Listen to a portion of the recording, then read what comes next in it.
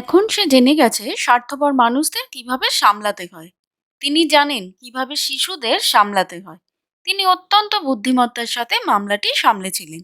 এত বিপুল ভিড় সামাল দিতে প্রস্তুত ছিল না স্থানীয় পূজা কমিটি। তিনি গত 2 বছর ধরে একটি জটিল বিষয় সামলে যাচ্ছিলেন। হ্যালো এভরিওয়ান, আমি ইংলিশ দিদিমণি আর এই চ্যানেলে তোমাদের সবাইকে স্বাগত জানিয়ে আজকের ক্লাস শুরু করছি। তাহলে এতক্ষণ যে বাক্যগুলো আমরা পড়লাম সেখান থেকে আমরা কি দেখতে পেলাম? প্রতিটা বাক্যতে যে কথাটা আমরা বারবার বলেছি সেটা হচ্ছে সামলানো। তো বিভিন্নভাবে আমরা এই শব্দটার ব্যবহার করেছি। কখনো বলেছি সামলাতে, কখনো বলেছি সামলেছিলেন, কখনো বলেছি সামাল দিতে। কিন্তু ঘুরে ফিরে যেভাবেই আমরা কথাটা বলি না কেন, অর্থ কিন্তু প্রত্যেকবারই একই দাঁড়াচ্ছে। এবার যখন আমরা এই কথাটা বলছি যে সামাল দেওয়া কিংবা সামলাতে, তখন বাংলা বাক্যের মাধ্যমে আমরা কিন্তু আরো আরেক রকমের অর্থ বুঝিয়ে থাকি। আর সেটা কি? সেটা হচ্ছে মোকাবিলা। আবার এরকমও বুঝিয়ে থাকি যে কোনো বিষয় নিয়ে কাজ করা। এবারে কোনো বিষয় নিয়ে কাজ করা মানে কি? কোনো বিষয় নিয়ে লেখা, কোনো বিষয় নিয়ে বলা ইত্যাদি।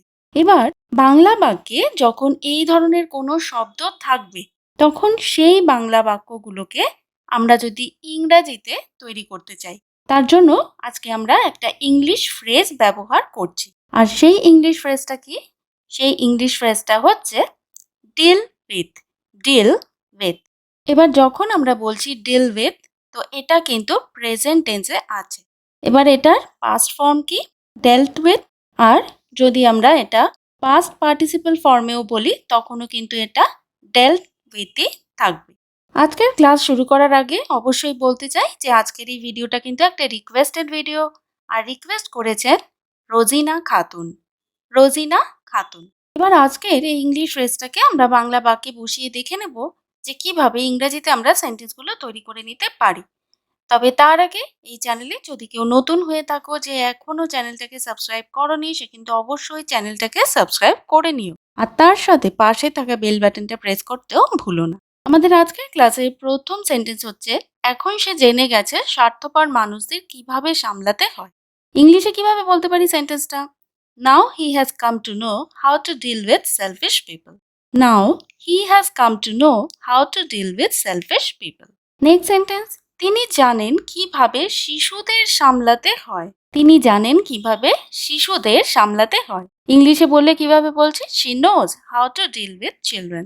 She knows how to deal with children. Next sentence দেখছি, তিনি একরোখা গ্রাহকদের ভালোই সামলাতে পারেন। তিনি একরোখা গ্রাহকদের ভালোই সামলাতে পারেন। ইংলিশে বললে কিভাবে বলছি? He is good at dealing with stubborn customers. He is good at dealing with stubborn customers. এবার এখানে দেখো, এই সেন্টেন্সে কিন্তু আমরা ডিল প্লাস আইএনজির ব্যবহার করে ডিলিং উইথ করে নিয়েছি। ঠিক আছে? আর সেন্টেন্সটা কিভাবে বানিয়েছি? যে he is good at dealing with stubborn customers. Next sentence, উদ্ধত লোকদের সামলানো আমার ঠাকুমার কাছে কিছুই নয়। ইংলিশে বললে কিভাবে বলছি? Dealing with arrogant people seems nothing to my grandma.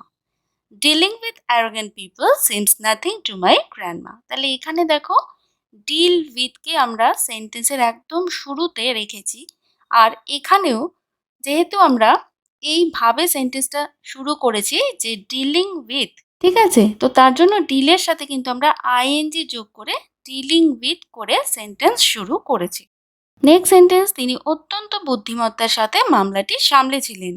She dealt the case with utmost intelligence. She dealt the case with utmost intelligence. এবার এখানে আমরা কি দেখতে পাচ্ছি?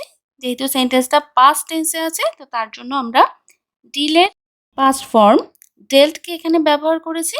আর কি বলেছি? যে she dealt the case with। এবার এখানে দেখো, এখানে কিন্তু আমরা ডেল্ট উইথকেই ব্যবহার করেছি সেন্টেন্সে, কিন্তু একটু ঘুরিয়ে আমরা এটাকে ব্যবহার করেছি যাতে কিনা সেন্টেন্সটা পড়ার সময় শুনতে ভালো লাগে। She dealt the case with utmost intelligence. Next sentence, police অত্যন্ত তৎপরতার সাথে বিষয়টি মোকাবিলা করছে। আমরা এভাবেও বলতে পারি যে পুলিশ অত্যন্ত তৎপরতার সাথে বিষয়টি সামলাচ্ছে। দুভাবেই বলা যায় বাংলায় যখন আমরা এই ধরনের কথা বলি। তো ইংলিশে আমরা কিভাবে বলতে পারি সেন্টেন্সটা? The police R dealing with the matter with great urgency. তাহলে এখানে কি দেখতে পাচ্ছি আমরা যখন ইংলিশ সেন্টেন্সটা তৈরি করেছি, এখানে কিন্তু আমরা প্রেজেন্ট কন্টিনিউয়াস টেন্সের ব্যবহার করেছি। নেক্সট সেন্টেন্স, ধ্যান আপনাকে দৈনন্দিন চাপ এবং উদ্বেগ মোকাবিলা করতে সাহায্য করতে পারে। এভাবেও বলতে পারি, আবার এভাবেও বলতে পারি যে ধ্যান আপনাকে দৈনন্দিন চাপ এবং উদ্বেগ সামাল দিতে সাহায্য করতে পারে। ইংলিশে বললে কিভাবে বলতে পারি, meditation can help you deal with everyday stress and anxiety. Meditation can help you deal with everyday stress and anxiety. Next sentence, তার সামলাবার জন্য অনেক গ্রাহক অভিযোগ আছে। ইংলিশে কিভাবে বলছি, he has many customer complaints to deal with. He has many customer complaints to deal with. Next sentence, তিনি গত 2 বছর ধরে একটি জটিল বিষয় সামলে যাচ্ছিলেন। She had been dealing with a complicated matter for the last 2 years. She had been dealing with a complicated matter for the last 2 years. তাহলে এখানে আমরা কোন টেন্সের ব্যবহার করেছি, আমরা কি দেখতে পাচ্ছি, আমরা কিন্তু পাস্ট পারফেক্ট কন্টিনিউয়াস টেন্সের ব্যবহার এই সেন্টেন্স বানানোর জন্য করে নিয়েছি।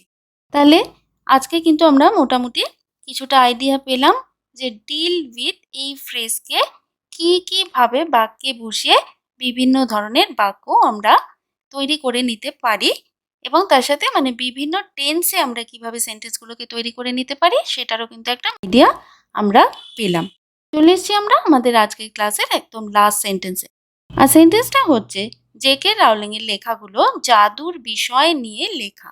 তাহলে দেখো, আজকের যখন আমরা ক্লাস শুরু করি, তো সেই শুরুর থেকে আমরা যখন মানে নিয়ে আলোচনা করি যে কোন কোন সময় আমরা ডিল উইথ এর ব্যবহার করতে পারবো, তখন কিন্তু কোনো বিষয় নিয়ে এইরকম একটা মানেও আমরা বলেছিলাম। তো এখানে দেখো, কোনো বিষয় নিয়ে লেখার কথা বলা হয়েছে এই বাংলা বাক্যে। তো তার জন্য এই জায়গায় কিন্তু আমরা ডিল উইথ এর ব্যবহার করব, এবং কিভাবে করব আর কি হবে সেই ইংলিশ সেন্টেন্সটা সেটাই তোমরা আমাকে আজকে লিখে জানাবে আজকের কমেন্ট সেকশনে, কারণ এই বাংলা বাক্যটাই হচ্ছে আজকে তোমাদের সকলের জন্য হোমওয়ার্ক। তাহলে দেখা হবে তোমাদের সকলের সাথে আবারও এরকমই আরও একটা ভিডিওতে আরও কিছু ইউজফুল কন্টেন্টের সাথে। ততক্ষণ অবধি তোমরা সকলেই ভালো থেকো, সুস্থ থেকো, stay safe and healthy. Bye bye, thank you.